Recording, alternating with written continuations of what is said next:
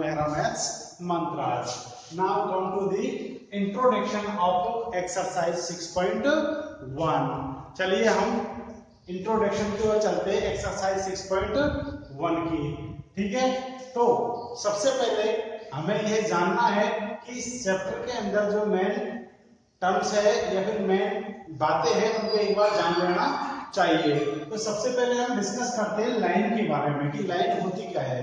आप अपने पिछली क्लासेस के अंदर पिछली जो आपकी क्लासेस थी उनके अंदर आप इस चीज को देख चुके हैं कि लाइन्स कैसी होती है और मेरे द्वारा भी आपको बताया गया है। तो चलिए लाइन क्या होती है। देखो लाइन का जो फिगर होता है वो किस तरीके से तैयार किया जाता है। जैसे मान लीजिए यह है एक लाइन, यह स्ट्रेट होती है। कैसी होती है? स्ट्रेट लाइन है। कैसी लाइन है? ये स्ट्रेट लाइन, सीधी लाइन, और इसकी एंडिंग कभी भी नहीं होती। इट मींस ये जो एरो के निशान लगे हुए हैं ये शो करते हैं कि यह इधर भी कंटिन्यू बढ़ सकती है और यह इधर भी कंटिन्यू बढ़ सकती है। इट मींस इसका कोई एंड पॉइंट नहीं होता। यह दोनों तरफ कंटिन्यू क्या होती है? बढ़ती ही जाती है। तो यह तो होता है लाइन। ठीक है, मान लीजिए इस लाइन का अब नेम कैसे देंगे हम। मान लीजिए यहाँ पर कोई भी पॉइंट है, ठीक है, उसका नेम क्या है? ए, और यहाँ पर कोई भी पॉइंट है उसका नेम क्या है? बी। तो इस जो लाइन का नेम होगा वह क्या होगा? A B. इस लाइन का नेम क्या है? A B. ठीक है ना। तो यहाँ पर लाइन कौन सी है? ये लाइन ए बी है। ठीक है, इस ए बी को यदि हम ऊपर यह लाइन का सिंबल अप्लाई कर दे तो इसका मतलब है कि ये जो ए बी है यह क्या है? लाइन है। ठीक है, अब आगे चलते हैं हम। यह तो हो गई हमारी लाइन। अब चलते हैं हम लाइन सेगमेंट की ओर। लाइन सेगमेंट, ठीक है, लाइन सेगमेंट। लाइन सेगमेंट क्या होता है? लाइन सेगमेंट होता है लाइन का एक छोटा सा टुकड़ा। ठीक है, लाइन का कोई टुकड़ा यदि हम ले ले जिसके दोनों एंडिंग पॉइंट हो, जो दोनों तरफ से क्या हो रही हो? एंड हो रही हो, जिसकी लेंथ फिक्स होती हो। आगे साइड में क्या होती हो? लेंथ क्या होती है? उसकी फिक्स होती है। लाइन की लेंथ फिक्स नहीं होती है। ठीक है ना। लेकिन लाइन सेगमेंट की जो लेंथ होती है वह कैसी होती है?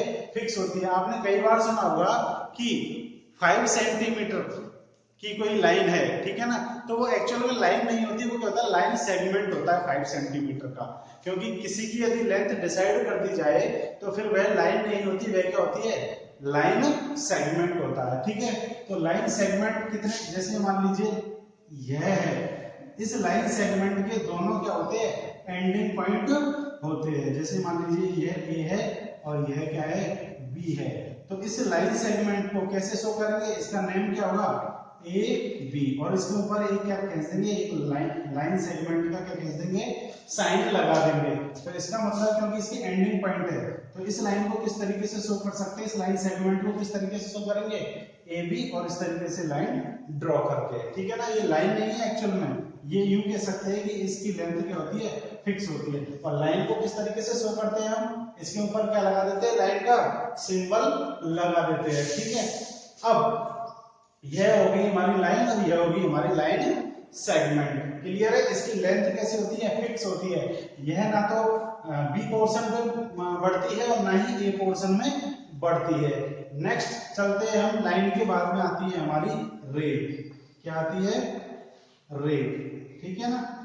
रे कैसी होती है? देखिए, रे आपने देखा होगा, जो सूरज होता है, सन होता है, उससे क्या निकलती है? रेज निकलती है। मतलब वो किसी एक पॉइंट से निकलती है और फिर आगे बढ़ती ही जाती है। तो लाइन ये होती है, लाइन सेगमेंट ये होगा। और रे कैसी होती है? यह एक पॉइंट से निकलती है और आगे बढ़ती ही जाती है। तो यह क्या है? रे है। मान लीजिए ये ओ है और इसका एंडिंग छोर तो कोई होता नहीं है, लेकिन हम यहाँ मान लें कि यहाँ पर कोई पॉइंट है। मान लीजिए कौन सा है? ए है। तो इस रे का नाम क्या हो जाएगा? ओ ए। क्या हो जाएगा इसका? ओ ए। और इसके ऊपर सिंबल कैसा लगेगा? ये रे वाला सिंबल लग जाएगा। इसका सिंबल लग जाएगा रे वाला। तो यदि कहीं ऐसा लिखा हुआ है तो इसका मतलब क्या निकालेंगे हम लोग? यह निकालेंगे कि ये जो ओ ए है वह क्या है? रे है। क्या है? रे है। और यदि AB के ऊपर इस तरीके का सिंबल लगा हुआ है तो इसका मतलब AB क्या है, लाइन सेगमेंट है। और यदि ऐसा सिंबल लगा हुआ है तो इसका मतलब क्या है कि AB क्या है, वो है, सॉरी लाइन है, AB क्या है, लाइन है। तो चलिए रे हो गया, लाइन हो गया, लाइन सेगमेंट हो गया। अब इसके बाद में हम चलते हैं, आपको पता है लाइंस कई टाइप्स की हो सकती है, जैसे मान लीजिए इंटरसेक्टिंग लाइंस के बारे में हम डिस्कस करते हैं। इंटरसेक्टिंग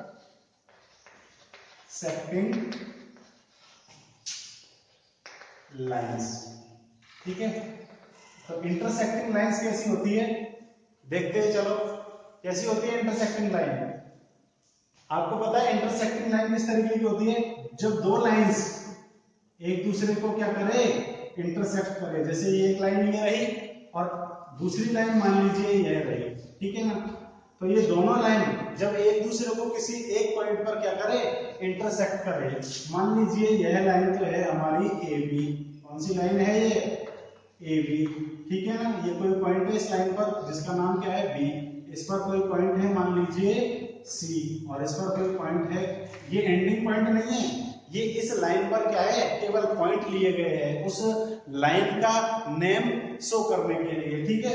तो AB और CD दो लाइन है जो कौन से पॉइंट पर इंटरसेक्ट कर रही है, मान लीजिए ये O पॉइंट पर इंटरसेक्ट कर रही है। तो ये जो ऐसी लाइंस होती है जो एक दूसरे को क्रॉसिंग करती है उनको क्या बोलते हैं, इंटरसेक्टिंग लाइंस। नेक्स्ट है पैरेलल लाइंस। पैरेलल लाइंस, तो पैरेलल लाइंस कैसी होती है, आपने कई बार सुन चुके हो आप इस वर्ड को और कई बार समझ भी चुके हो। जो पैरेलल लाइंस होती है वह कैसी होती है, जो लाइंस कभी भी एक दूसरे को इंटरसेक्ट नहीं करती है, चाहे हम उन दोनों को कितना भी एक्सटेंड क्यों ना कर दे, ठीक है ना। आप इन दोनों लाइनों को मान, ये पैरेलल लाइन है तो ये तभी पैरेलल लाइंस होंगी, तब ये दोनों कब होंगी, ये दोनों जब एक दूसरे को ये कभी भी इंटरसेक्ट नहीं करे, चाहे इनको दोनों लाइनों को कितना भी एक्सटेंड क्यों ना कर ले अपन, लेकिन ये आगे चल के कभी भी एक दूसरे को इंटरसेक्ट नहीं करेंगी। इनके बीच की डिस्टेंस हमेशा प्रत्येक जगह पर, हर जगह पर कहीं भी आप नाप लीजिए, डिस्टेंस कैसी रहेगी, इक्वल है। यदि यहाँ पर इन दोनों के बीच की डिस्टेंस से मान लीजिए 4 सेंटीमीटर है तो यहाँ भी 4 होगी, यहाँ भी 4 होगी, हर जगह इन दोनों के बीच की डिस्टेंस कैसी होगी, इक्वल होगी। तो मान लीजिए यह पॉइंट A है और यह क्या है, B है, यह है अपना C और यह कौन सा है, D। तो ये जो AB है, ठीक है ना, ये AB लाइन CD के कैसे है, पैरेलल है। तो पैरेलल का साइन क्या होता है, देखिए इन दोनों के बीच में कैसा साइन लग जाता है, ये पैरेलल का साइन होता है। इसको किसका साइन बोलते हैं, पैरेलल लाइंस का साइन बोलते हैं। तो यहाँ पर AB और CD दोनों एक दूसरे के क्या है, पैरेलल है, ठीक है ना। और यहाँ ये दोनों लाइन एक दूसरे को क्या कर रही है, इंटरसेक्ट कर रही है। तो स्टूडेंट्स आपको लाइंस के बारे में, लाइन सेगमेंट के बारे में, रे के बारे में, इंटरसेक्टिंग लाइन के बारे में और पैरेलल लाइंस के बारे में बता दिया है। आप एक बार इसको एनालिसिस कर लीजिए, फिर अपन नेक्स्ट पार्ट की ओर चलेंगे।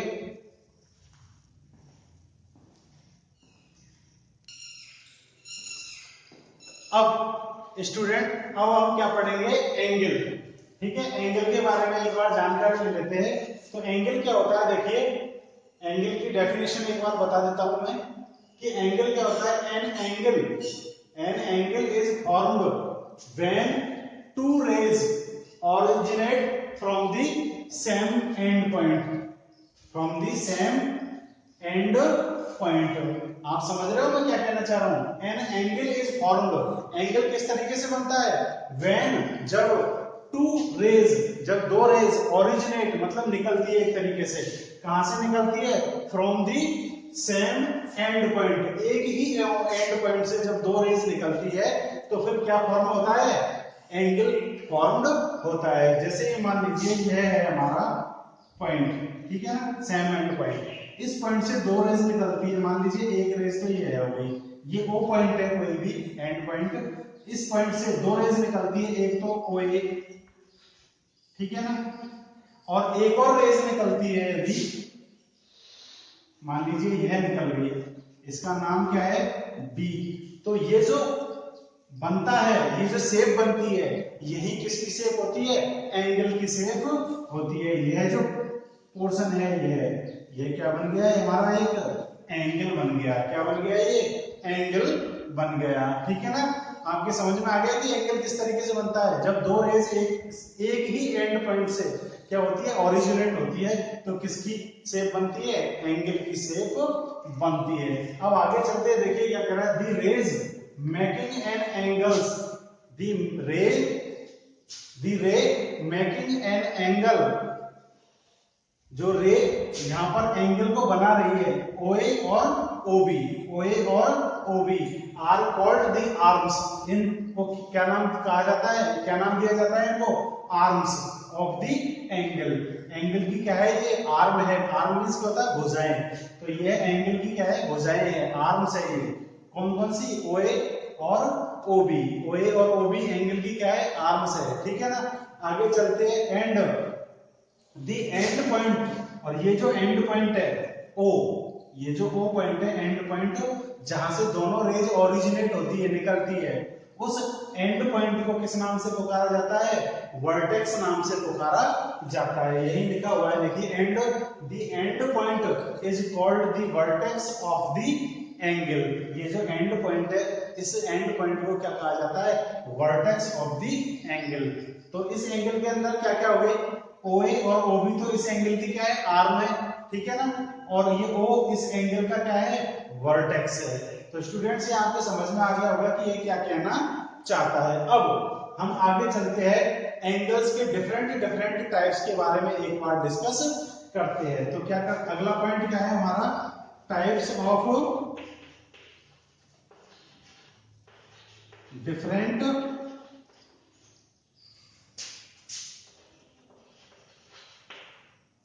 एंगल्स। डिफरेंट एंगल्स कि किसके बारे में पढ़ेंगे हम लोग, टाइप्स के बारे में, कि अलग अलग टाइप्स के कौन कौन से एंगल होते हैं। तो सबसे पहला हम पढ़ते हैं एक्यूट एंगल, जो आप पिछली क्लासेस के अंदर भी पढ़ चुके हो आप लोग।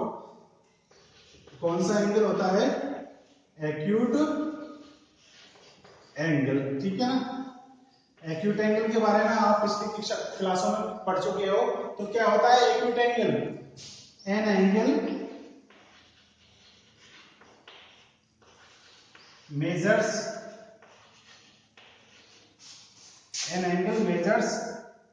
between, क्या होता है, जो एक्यूट एंगल होता है उसकी जो नाप होती है, ठीक है ना, उसका जो मेजरमेंट होता है वह कहां से कहां तक होता है, आपको पता होगा कहां से कहां तक होता है, 0 डिग्री एंड 90 डिग्री।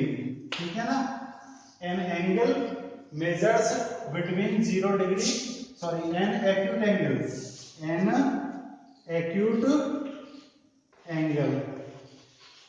ठीक है ना, an acute angle measures between 0 degree and 90 degree. तो जो एक्यूट एंगल होता है उसकी जो नाप होती है वह कहां से कहां तक होती है, 0 डिग्री से और 90 डिग्री के बीच में होती है। ना तो 0 डिग्री होती है, ना ही क्या होती है, 90 डिग्री होती है। दोनों के कहां होती है, बीच में होती है। आगे साइड में जैसे एग्जांपल ले लेते हैं अपन, 60 डिग्री एक्यूट एंगल होता है, 45 डिग्री भी एक्यूट एंगल है, 5 डिग्री भी कैसा है, एक्यूट एंगल है, 89 डिग्री भी कैसा है, एक्यूट एंगल है। ठीक है, तो ये क्या है, एग्जांपल्स है किसके, एक्यूट एंगल के।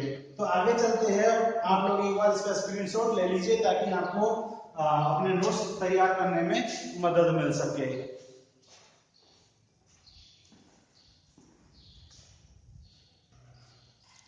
चलिए अब अगले एंगल की ओर चलते हैं हम। अगला एंगल कौन सा होता है, राइट एंगल। और आपको पता है राइट एंगल कितने डिग्री का होता है, 90 डिग्री का होता है एग्जैक्ट। तो चलिए लिख लेते हैं, ये right angle is exactly equal to कितने डिग्री का होता है, 90 डिग्री का। ये right angle is exactly equal to 90 degree. मैं सारी चीजें आपको शॉर्ट में समझा रहा हूं क्योंकि आप पिछले क्लासेस के अंदर ये सब कुछ पढ़ चुके हैं और आपको पता भी होगा ठीक है ना। तो राइट एंगल क्या होता है, कितने डिग्री का होता है राइट एंगल, 90 डिग्री का होता है। ये right angle is exactly equal to 90 degree. Next angle है हमारा obtuse angle.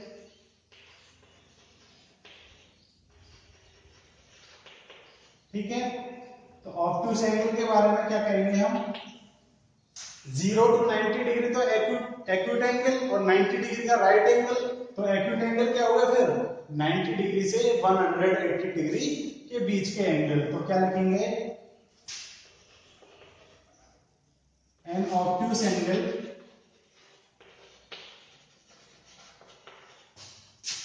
Measures between 90 degree and 180 degree. ठीक है, तो जो ऑब्ट्यूज एंगल होते हैं वे कहां से कहां तक होते हैं, 90 डिग्री और 180 डिग्री के बीच में। An obtuse angle measures between 90 degree and 180 degree. जैसे एग्जांपल यदि इसके दिए जाए तो क्या देंगे एग्जांपल हम, मान लीजिए हमारे 110 डिग्री, आपको पता है 90 से 180 के बीच में होता है। ठीक है, 107 डिग्री ये भी कैसा एंगल है, ऑब्ट्यूज एंगल है। ठीक है, 166 डिग्री ये भी कैसा एंगल है, ऑब्ट्यूज एंगल है। और भी आप एग्जांपल दे सकते हो, 175 डिग्री ये भी कैसा है, ऑब्ट्यूज एंगल है। क्यों, क्योंकि सबकी वैल्यू कहां से कहां के बीच में है, 90 डिग्री से 180 डिग्री के बीचों बीच नहीं कह सकते, उनके क्या है बीच में है। तो ऐसे एंगल जो 90 डिग्री से और 180 के बीच होते हैं, जिनकी वैल्यू 90 से 180 के बीच में होती है, उन्हें एंगल्स को किस नाम से पुकारा जाता है, ऑब्ट्यूज एंगल। ठीक है, अब आगे चलते हैं fourth, straight angle. Straight angle, straight angle क्या होता है, आप पढ़ चुके हो कई बार। कितने डिग्री का होता है यह एग्जैक्टली कितने डिग्री का होता है, 180 डिग्री का। तो क्या लिखेंगे, a straight angle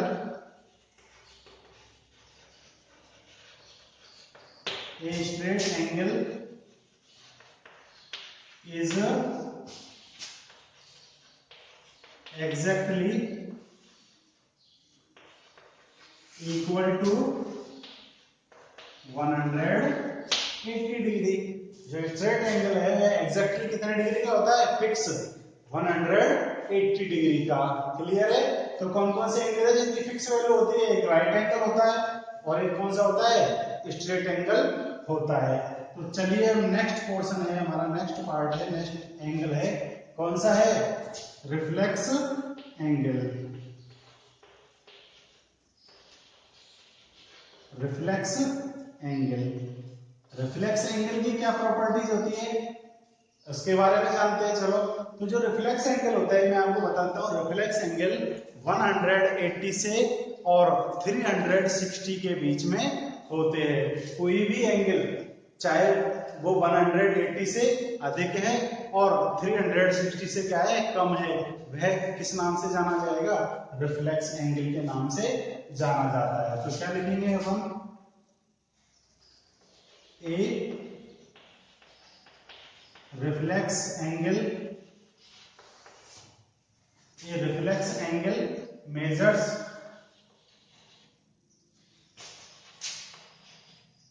between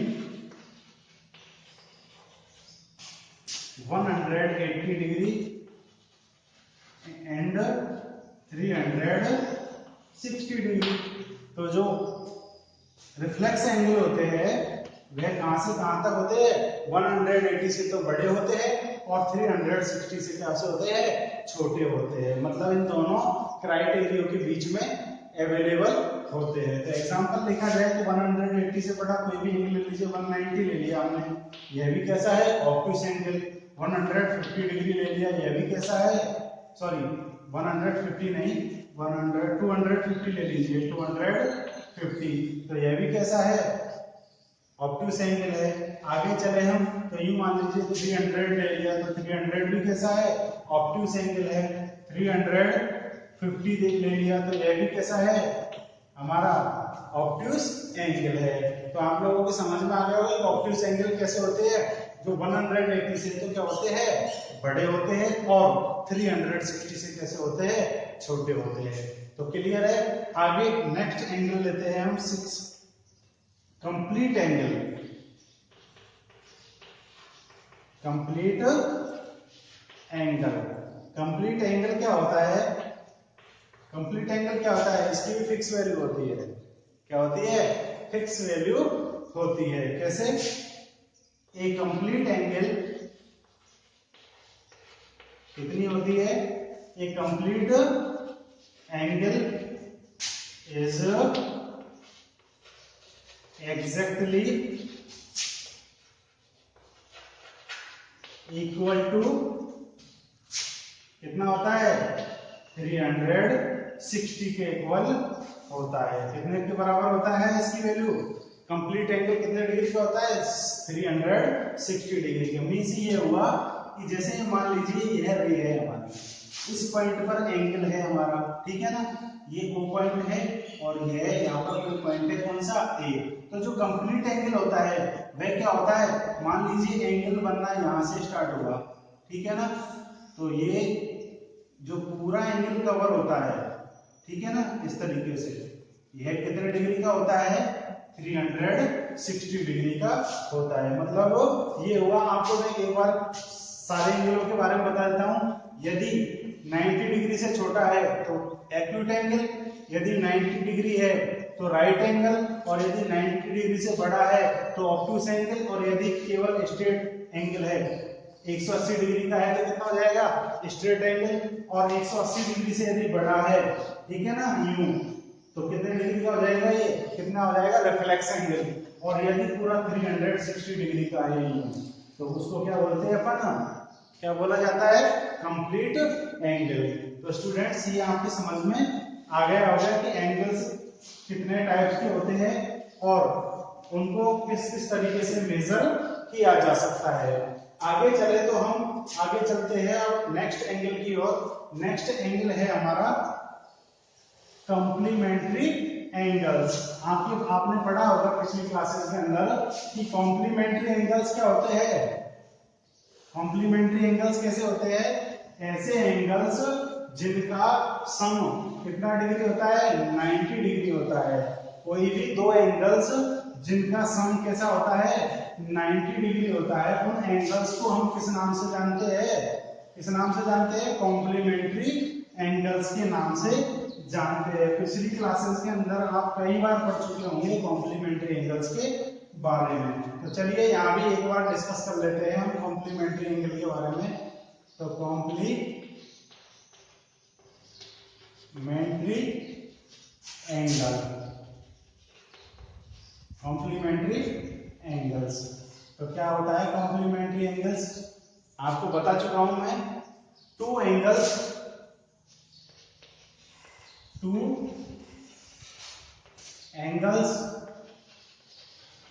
whose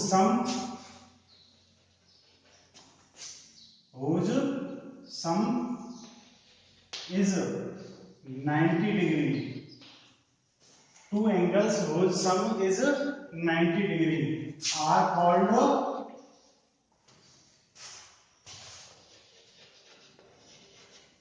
complementary angle.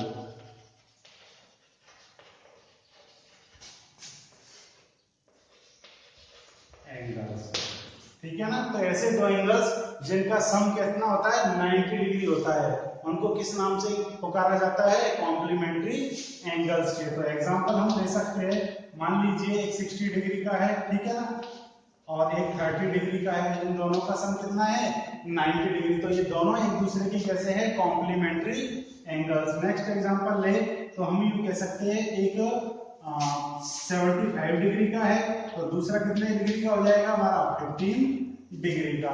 यह भी कैसा पेयर है, कॉम्प्लीमेंट्री का पेयर है।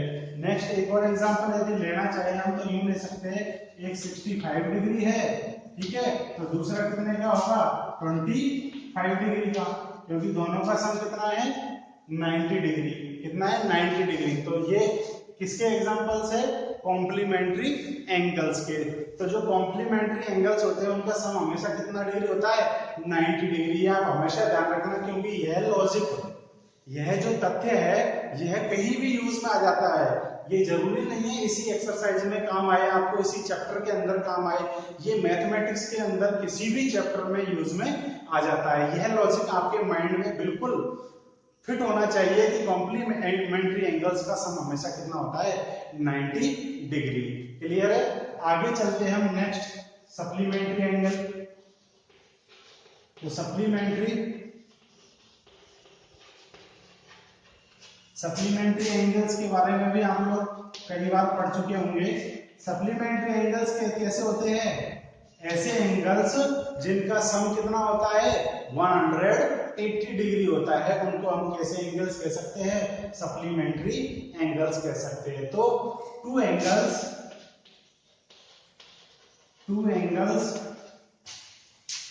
whose sum is 180 degree are called, उनको किस नाम से पुकारा जाता है? Called supplementary angles. ठीक है, उनको किस नाम से जाना जाता है? सप्लीमेंट्री एंगल्स के नाम से। एग्जांपल यदि ले तो हम यूं कह सकते हैं कि यदि एक 60 डिग्री का है तो दूसरा कितने का होगा? 120 डिग्री का। ठीक है, क्योंकि दोनों का सम कितना है? 180। ठीक है, नेक्स्ट एग्जांपल यदि लिया जाए तो मान लीजिए एक है हमारा 145 डिग्री का, तो दूसरा कितने का होगा? 35 डिग्री का, क्योंकि दोनों का सम कितना होना है? 180 होना है। एक और यदि एग्जांपल ले हम तो यूं कह सकते हैं 150 डिग्री और दूसरा कितने का जाएगा? 30 डिग्री का। तो यह भी क्या है? Supplementary angles. ठीक है ना? तो सप्लीमेंट्री एंगल से निकालना है तो अपन को मान लीजिए हमको कोई एक एंगल दे दिया है कि भाई ये एंगल है और इसका सप्लीमेंट्री एंगल निकालिए। तो आपके माइंड में यह चीज होनी चाहिए कि सप्लीमेंट्री एंगल्स जो होते हैं उनका सम कितना होता है? 180। तो यदि मान लीजिए एक एंगल हमको 70 डिग्री का दे रखा है, ठीक है, कितना डिग्री का दे रखा है? 70 डिग्री का, और हमसे पूछा जाए कि इसका सप्लीमेंट्री एंगल कितना होगा, तो 70 डिग्री का सप्लीमेंट्री एंगल निकालने के लिए यह हमको पता है कि दोनों का टोटल 180 होना है। तो हम 180 में से, टोटल में से उस एक एंगल को क्या कर देंगे? सब्ट्रैक्ट कर देंगे, तो बचा बचा दूसरा एंगल 110 डिग्री हमको मिल जाता है। तो क्लियर है? ये आपके समझ में होना चाहिए। यह स्टेटमेंट भी आपके माइंड में बिल्कुल एक्टिव पोजीशन में होना चाहिए कि सप्लीमेंट्री एंगल्स क्या होते हैं। तो हमको ये प्रॉपर्टी जब तक पता होगी कि सप्लीमेंट्री एंगल्स का सम कितना होता है? 180, तो आप इसकी हेल्प से कई सारे क्वेश्चंस को आप सॉल्व कर सकते हो। नाउ नेक्स्ट चलते हैं हम। अगला टाइप है हमारा, कौन सा टाइप है? Adjacent angles. ठीक है, तो चलिए चलते हैं।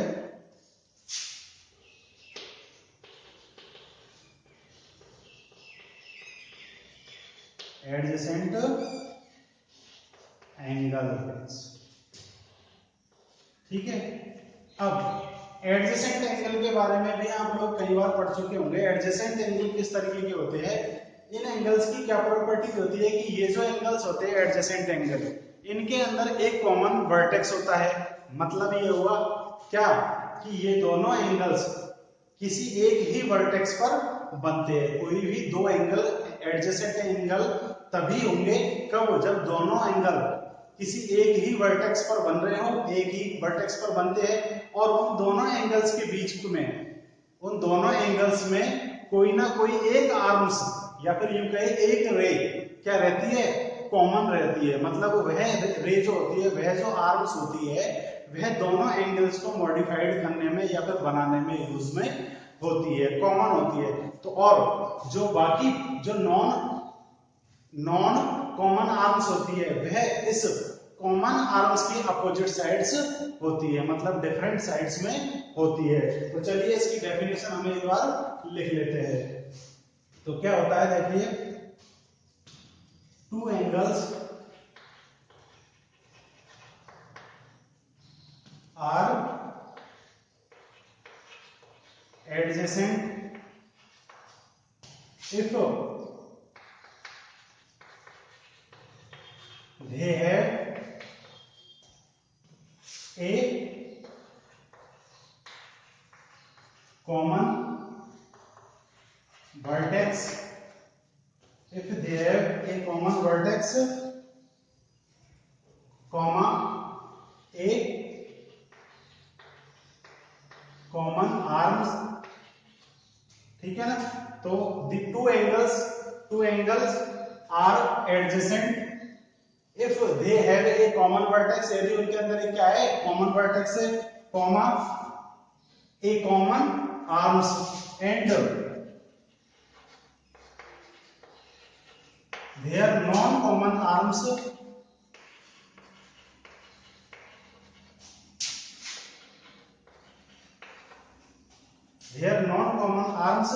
on the opposite sides, the different sides, the different side of the common arm। इसका मतलब समझे आप, यह कह रहा है कि टू एंगल्स आर एडजेसेंट, दो एंगल एडजेसेंट होंगे कब, if they have a common vertex, यदि उन दोनों का एंगलों का कैसा वर्टेक्स है, कॉमन है, दोनों का एक ही वर्टेक्स है, कॉमा ए कॉमन आर्म्स, और उनके बीच में एक आर्म्स कैसी है, कॉमन है, and there non common arms, और उनकी जो नॉन कॉमन आर्म्स है on the different side of the common arms, मतलब जो कॉमन आर्म्स है उसकी कैसे होती है, डिफरेंट साइड। इसका एक फिगर तैयार करते हैं, उसमें आपको क्लियर हो जाएगा। मान लीजिए यह है हमारा ए पॉइंट और यह है हमारा ओ पॉइंट, ठीक है। इस पॉइंट पर यह एक एंगल बन रहा है, ठीक है, यह पॉइंट क्या है, बी पॉइंट है, ठीक है। एक और एंगल इसी वर्टेक्स पर बन रहा है, यह है हमारा सी। तो आप देख रहे हैं यहां पर दो एंगल बन रहे हैं इसी वर्टेक्स पर, इस वर्टेक्स पर कितने एंगल बन रहे हैं, दो एंगल बन रहे हैं, एक तो ये रहा, ठीक है, और एक ये रहा, दोनों एंगल है ना। तो ये दोनों एंगल्स के अंदर हम देखें कि ये दोनों एंगल कौन कौन से, angle A O B, angle A O B और angle B O C, B O C, दोनों देख रहे हो एक ही वर्टेक्स पर है, कॉमन वर्टेक्स है ओ, और इनके अंदर ये जो ओबी आर्म्स है, ये जो ओबी आर्म्स है, यह दोनों एंगलों में यूज में हो रही है। इस एंगल को बनाने में भी ये ओबी आर्म्स यूज में हो रही है, और इस एंगल को बनाने में भी यह ओबी आर्म्स यूज में हो रही है, यह ओबी आर्म यूज में हो रही है। तो इस ओबी आर्म को हम क्या बोलते हैं, कॉमन आर्म, क्योंकि यह आर्म दोनों एंगल को बनाने में काम में आ रही है। तो ओबी हमारी कॉमन आर्म हो गई, it means common vertex common arm, ठीक है ना, यहां तक क्लियर है। अब ये जो नॉन कॉमन आर्म है, आपको पता है ये जो OA है और OB है, OC है, OA और OC, ये दोनों आर्म केवल खुद के एंगल में ही यूज में आ रही है। ये OA इस OC वाले के साथ में काम नहीं कर रहा है, मतलब यहाँ पर दो एंगल है, देखो एंगल AOB और एंगल BOC। आप ये देखोगे कि ये जो AOB एंगल है इसमें केवल कौन काम आ रहा है, OA, ठीक है ना, OB तो कॉमन है ही है। अब ये जो नॉन कॉमन आर्म कौन सी है, केवल OB, ठीक है ना। इसके अलावा कौन कौन सी आर्म बची है, OA और OC। ये जो नॉन कॉमन आर्म्स है यह कहाँ होती है, इस कॉमन आर्म के डिफरेंट साइड में होती है, मतलब एक इधर है तो दूसरी किधर होगी, ऊपर होगी, एक नीचे है तो एक ऊपर, और एक लेफ्ट में है तो एक राइट में होगी। आगे समझना आप लोगों के, ये जो नॉन कॉमन आर्म्स है यह कॉमन आर्म्स के डिफरेंट साइड में होती है, ये एक इधर है तो एक इधर है। तो आप लोगों की समझ में आ गया होगा कि two angles are adjacent if they have a common vertex. Common vertex कौन सा है, यहाँ पर कॉमन वर्टेक्स कौन है, कॉमन वर्टेक्स कौन सा है, यहाँ पर कॉमन वर्टेक्स कौन है, कॉमन वर्टेक्स कौन सा है, यहाँ पर कॉमन वर्टेक्स कौन है, कॉमन वर्टेक्स कौन सा है, यहाँ पर कॉमन वर्टेक्स कौन है, कॉमन वर्टेक्स कौन है, यहाँ पर कॉमन वर्टेक्स कौन है, वर्टेक्स कौन है? O। और कॉमन आर्म कौन सी है? कॉमन आर्म कौन सी है? OB, ठीक है ना। और नॉन कॉमन आर्म कौन सी है?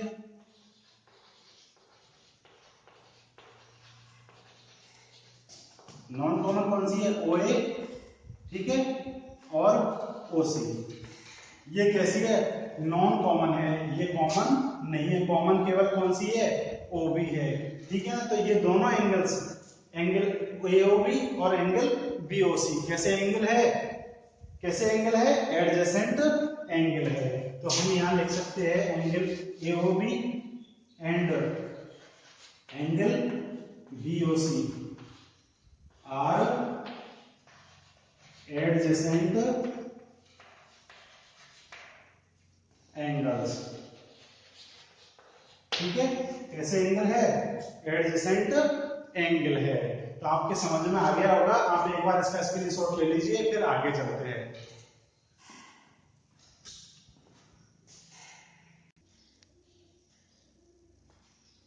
तो स्टूडेंट्स, आपने स्क्रीनशॉट ले लिया होगा। चलिए आगे चलते हैं नेक्स्ट पार्ट की ओर। नेक्स्ट एंगल्स है linear pair of angle. Linear pair of angles, angles का कौन सा पेयर?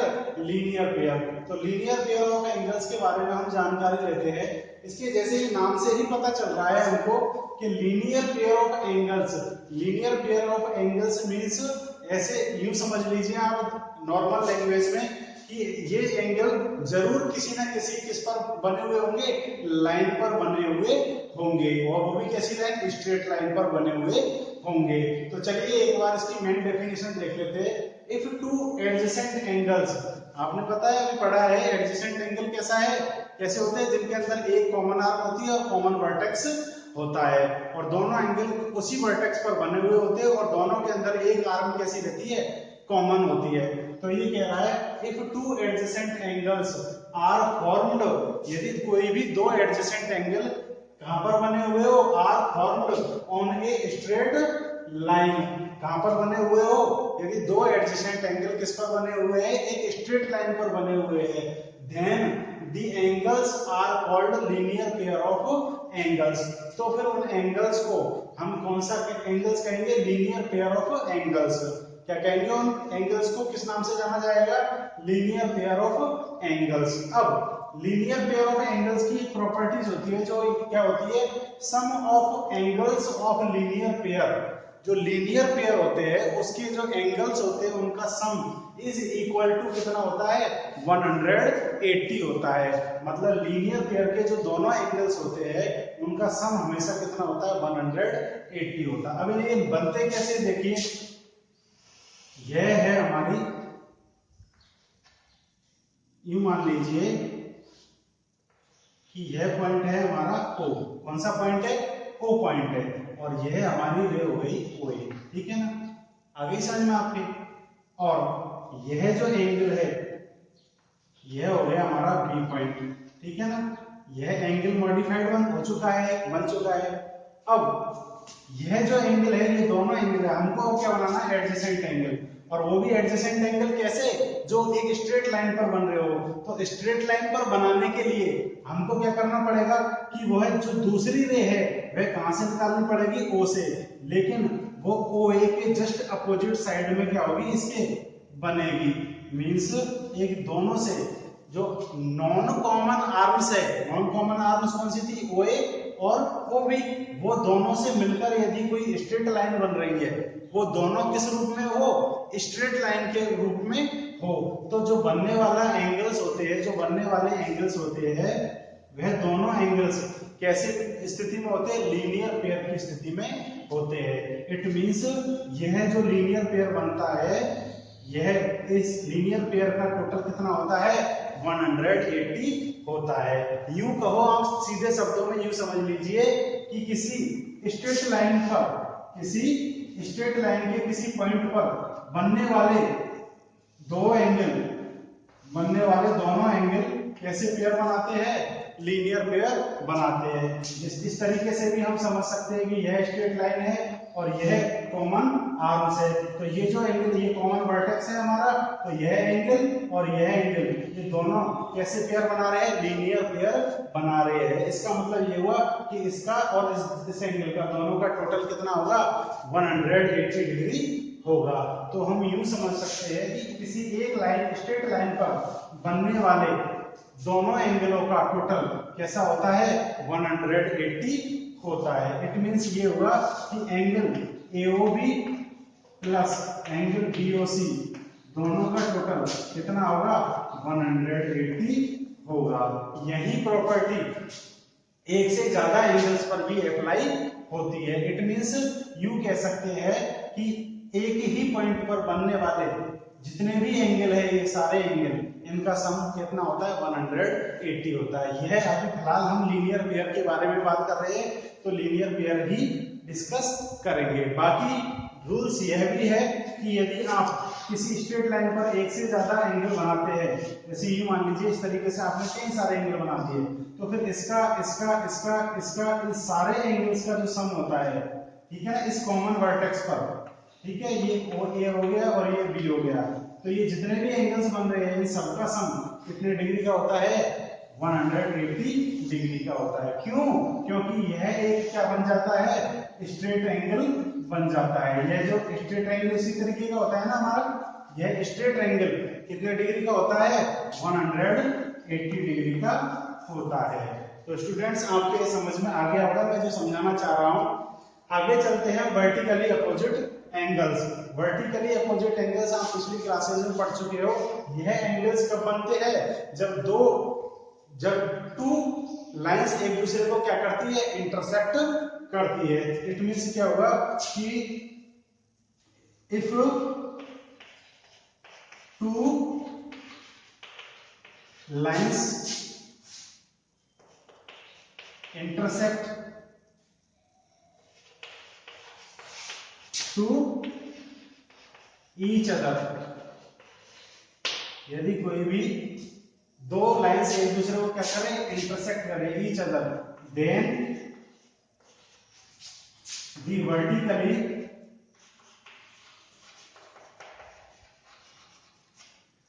वर्टिकली अपोजिट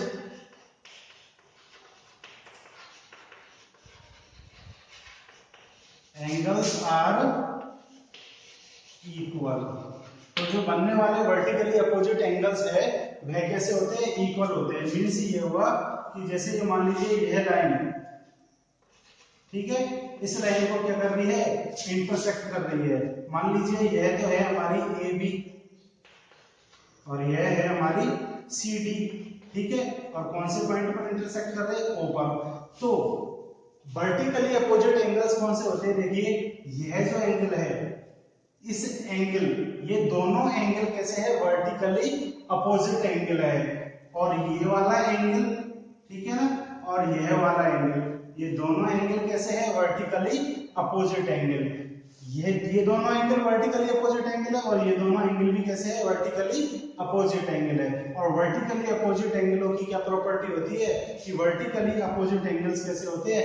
इक्वल होते हैं। If two lines intersect to each other then the vertically opposite angles are equal. तो vertically opposite angles कैसे होते हैं? इक्वल होते हैं। इट मींस कि एंगल, कौन कौन से एंगल के बारे में? एंगल AOC, एंगल AOC बराबर होगा किसके? एंगल BOD के, ठीक है ना। क्यों? क्योंकि ये कैसे है? वर्टिकली अपोजिट एंगल है। कैसे एंगल है? वर्टिकली अपोजिट एंगल्स है, इसलिए ये दोनों कैसे हो गए? इक्वल। और एंगल AOD, एंगल AOD, ये एंगल का साइन होता है ये वाला एंगल AOD, ये वाला एंगल किसके इक्वल होगा? इसके BOC के, एंगल BOC के। यह दोनों इक्वल है, AOC और BOD, ठीक है ना। और इस वाले की बात करें, यह किसके इक्वल होगा? इसके इक्वल होगा। इसका नेम क्या है? एंगल AOD, और इसका नेम क्या है? एंगल BOC, ठीक है ना। क्यों? क्योंकि यह दोनों भी कैसे है? वर्टिकली अपोजिट एंगल्स है। तो स्टूडेंट्स वर्टिकली अपोजिट एंगल्स की प्रॉपर्टी आपको समझ में आ गई होगी। आप एक बार इसका स्क्रीनशॉट ले लीजिए ताकि आपको नोट्स तैयार करने में प्रॉब्लम नहीं आए। फिर आगे चलते हैं। चलिए अब आगे चलते हैं। तो लीनियर पेयर की क्या कंडीशन होती है? लीनियर पेयर का जो सम होता है वह कितना होता है? 180 डिग्री होता है। 180 डिग्री होता है। और वर्टिकली अपोजिट एंगल्स के बारे में क्या प्रॉपर्टी होती है कि वर्टिकली अपोजिट एंगल्स एक दूसरे के कैसे होते हैं? इक्वल होते हैं। और यह कब बनते हैं? जब टू लाइंस एक दूसरे को क्या करे? इंटरसेक्ट करे। चलिए स्टेटमेंट है आपके, तो उसको मैं लिखवा देता हूं आपको, नोट डाल के लिख सकते हो आप, ठीक है ना। चलिए लिखते हैं। If the sum of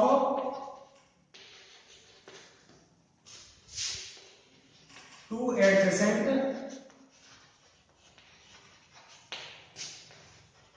angles are 180 degree, कि यदि टू एडजेसेंट एंगल का सम कितना है? 180 degree is 180 degree, then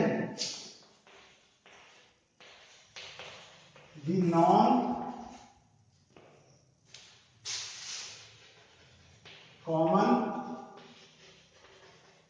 arms of the angles form a line। ठीक है, इसका मतलब क्या हुआ कि यदि if the sum of two adjacent angles is 180 degree, यदि कोई भी दो एडजेसेंट एंगल है, ठीक है, उनका सम कैसा है? 180 डिग्री है। मींस क्या हुआ कि जैसे ये मान लीजिए आप, ये है, ठीक है ना, यह एंगल एक तो ये रहा, एक ये रहा, ठीक है ना, ये एडजेसेंट एंगल है, ये वाला और ये वाला, ये कॉमन वर्टेक्स है, ये ए हो गया, ये बी हो गया, और ये क्या हो गया? सी।